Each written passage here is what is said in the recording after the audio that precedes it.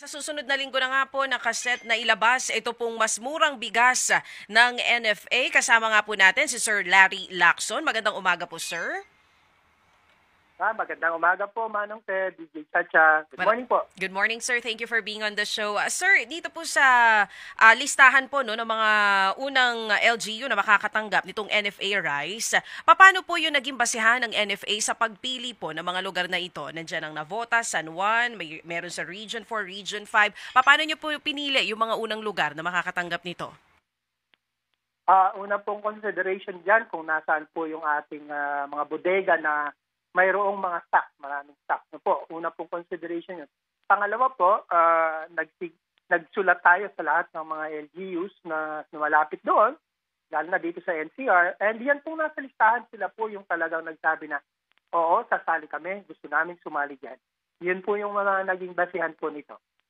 Dito po sa mga lugar na inilabas po natin, ito po ba magiging pantay-pantay po ang pag-allot natin ng NFA rice sa bawat LGU? Paano po yung gagawin ninyo dun sa pamamahagi nitong NFA rice?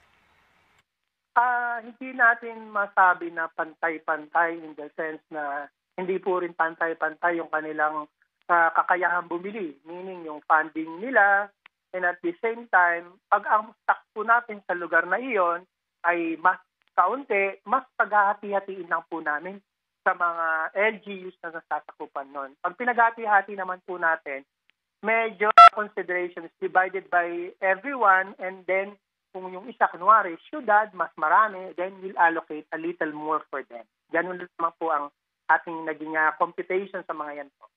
At mapapansin po natin, no, syempre merong mga lugar na hindi mo na naisama dito sa first rollout nga po ng pagbebenta nitong mga stock ng NFA rice. Plano nyo po bang palawakin pa po itong mga lugar na ito? At meron na rin po ba tayong listahan kung sino yung mga susunod na pagbebentahan po natin? Yun po sa tanong na yun, tingin po natin, depende na po sa magiging response itong unang bugso po, no? Kung talagang maroon pa kung may interest, at kailangan pa rin at nandyan pa rin ang food security emergency, then magtutuloy-tuloy lamang po ito. Hihinto lamang ito kung sabihin na lifted na yung food security emergency, then that's it na po. For the first rollout, ilang pong metriko tonelada ang ilalabas po ng NFA? Base dun sa unang mga more or less 50 yan, inaasahan natin na doon sa sinasabi nating 150,000 metric tons in the next 6 months, inaasahan po natin na po yon, mga 25 to 30,000 metric tons ang ating pong ilalabas sa unang buwan. Sa unang buwan po, 25 to 30,000. Pero ang talagang nakaalat po dito, kung di po tayo nagkakamali, sir, tama, 300,000 metric tons? 150,000 metric tons in the first 6 months and another 150,000 metric tons in the second 6 months. Meaning, para makumpleto yung isang taon. Kasi yung ating 300,000 metric tons na buffer stock ay good for 1 year. So kalahati lamang po ilalabas natin to give way for new harvest, mapalitan yung kalahati na yon. And then yung the other half na mahuhuli, kung nandyan pa rin po ang food security emergency, yun naman po ang ating ilalabas. So it will be a cycle. Opo. Depending po no dun sa magiging presyohan ng bigas yung paglabas natin nitong 300,000 metric tons. Dun po sa sinasabi yung buffer stock, sir, sa mga pinakahuling balita, sinasabi na tumaas daw po yung buffer stock natin.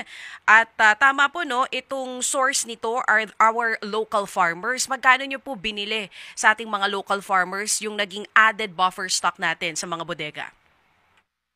Yung bili natin diyan kasi yung sinabi na nag-increase, I think you're referring to the PSA data na lumabas, no?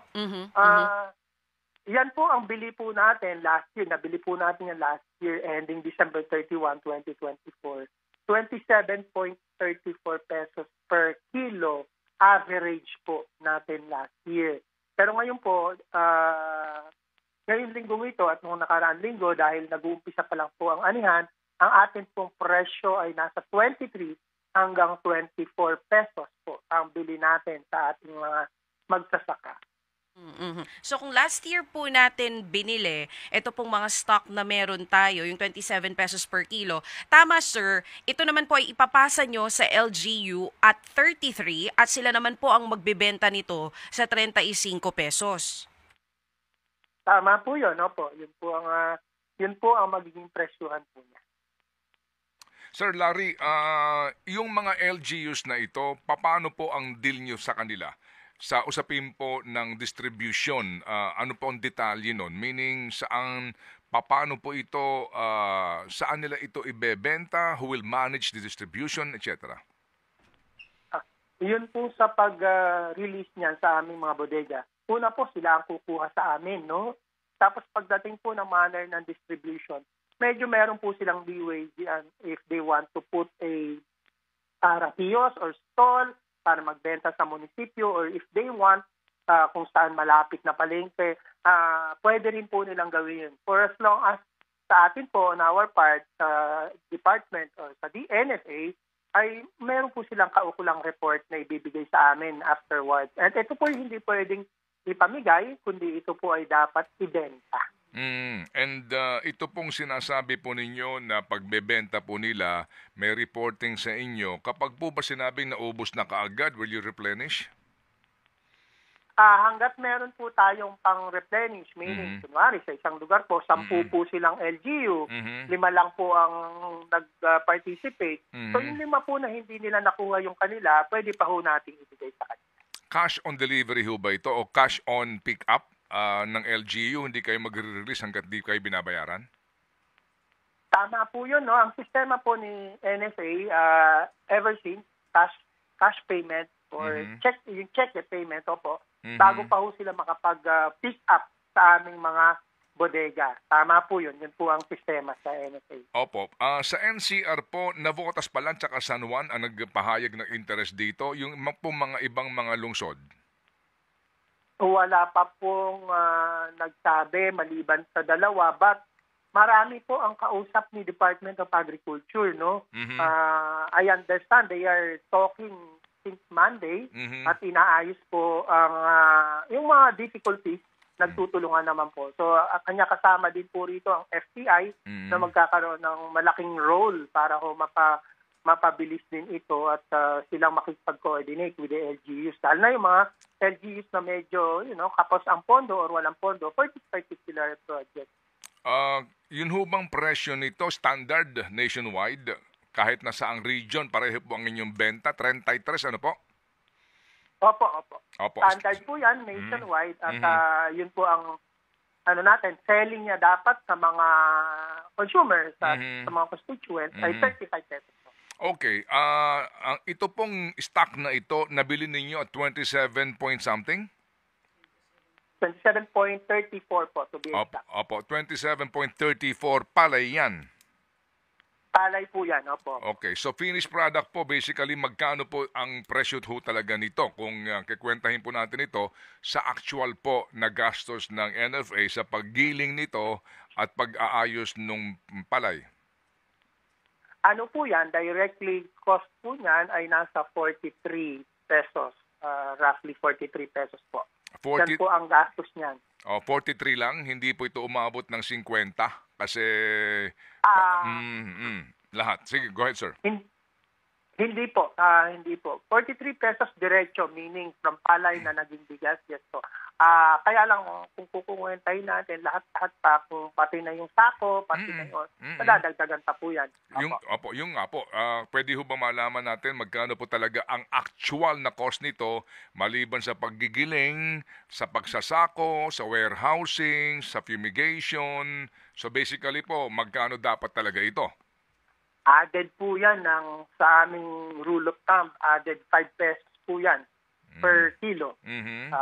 Although ang accounting would say kung exact figure po niyan, minsan po gumagalaw po yan. Pero for purposes of computation po, we add 5 pesos po for all those expenses. Sige po, so kung yan po ay 43 plus 5 pesos, 48. Opo. Yan. Yung rule of thumb, sa inyo po, sa NFA ito, hindi sa traders to. So kung 48 yan, ngayon po ibebenta po lamang natin ng 33. Opo, opo. Okay, so lumalabas po dito, 15 pesos per kilo po ang subsidiya ng gobyerno. Lumalabas po na gano'n. Okay, so sa 150,000 metric tons, magkano po dito ang subsidy lumalabas po, Sir Larry? Roughly, nasa 2.25 billion po yan. Opo, 2.25 billion. Five. Yan, opo. Opo. Opo. Yan pong perang yan ay pondo ng NFA. Yan po ay pondo na subsidiya ng gobyerno. Ito po yung pinambili namin ng palay. Yes, opo. Binigyan po tayo ng pinambili ng palay at pinagiling po natin. Yung napapagbentahan po natin, yun na rin po ang iniikot pinanggagastos. Okay, sige. So, ngayon pong taon na ito, magkano po ang inyong budget para po sa pambili ho ng palay? Ang binigay po sa atin ngayon sa GAA ay 9 billion lamang po. Yan po ang pambibili namin palay. And plus, konting sobra nung nakaraang taon. Yan po lang ang aming magiging total na budget for palay. Opo. So, meron sa inyong babalik na pera, yung pambibili po ng LGUs dito po sa inyong ibebenta sa kanila, yun naman ho pandagdag din sa inyong pera ngayon, 2025. Tama po yun. Ipandadagdag pong panggastos yun sa ating operating expenses at sweldo. Okay. Opo. Sige. So, hindi pa ho namin nakikita ito sa balita, itong klase ng mga stock na ito na binabanggit po ninyo na ano ho ba ito? Anong katangian nito? Anong kanyang klasifikasyon po na uri ng bigas? Ito ho ba ay 25% broken? Ito ho ba ay anong kulay nito? Ano itsura nito? Ano po ito? Well-milled rice, 25% broken. Ito'y kamukha lamang po ng mga regular rice natin na nakikita sa palengke na ang presyuhan po ay maabot hanggang 45 pesos. Hindi po ito madilaw. Hindi po ito kasing puti naman ng imported. Napakaganda naman po talaga ng imported. Pero po'y regular na nakikita natin sa merkado po. Sige po. So, ang sa inyo pong target date, kailan ho talaga, anong petsa kaya ito mapupuntahan na ng mga kababayan natin na gusto pong makabili ng mas murang bigas dito po sa mga LGUs? So far po, ano ho inyong deal sa kanila? Mga anong petsa ito? Tayo po sa NFA kasi talagang naghihintay lang tayo, no? Kung kailan sila kumuha. Mahirap po magbigay ng estimate. But, usapan po sa DA, dapat po talagang ngayong week na to, lahat ng dapat maayos with the LGUs, maayos na para target next week, meron nang makapag-release or meron nang makakuha sa ating mga bodega. Yun po talaga yung puspusang pinagtutulong-tulungan together with the first batches of LGU. So, hopefully po, maano yan. Opo. Sige po. So, lastly po, Sir Larry, ano ba ho ang provision ng batas? So, meron kayong hango po sa rice tarification law, hindi ba nababago yon? Ang NFA ay required bumili doon lamang sa kakailanganin as buffer stock sa panahon ng kalamidad at sa panahon po ng pangangailangan sa supply. Yun ho ba yun? Yun po, ang nasa RTL, kami po ay mamimili from local source to have a national buffer stock na sa ngayon po, tinaya nila at 15 days. So, hindi po dapat kami sumobra doon sa 15 days na yon. So, yun po pa rin naman ang mandato. Ang releasing, yun pa rin naman po ang mandato. Pagkalamidad, emergencies. Pangalawa, nadagdagan nga po itong sa food security emergency or price emergency. Yun po. At saka po yung aging stock. Opo. So kapag po panahon ng kalamidad, kapag kayo nag-release sa LGU ng bigas ninyo, hindi kayo babayaran? Binabayaran po kami. Lahat po ng bigas ni NFA binabayaran po ng local government units at ng other agencies. Ayun, opo. So, kapag DSWD ang humingi, babayaran kayong DSWD. Kapag local government, babayaran kayo dapat. Tama po. Yun po ang nasa batas at yun po. Opo. Otherwise, bangkarote kayo. Ay, lalo na po. Mas lalong mababankrupt po ang NFA. Opo. O sige. Salamat po, Sir Larry.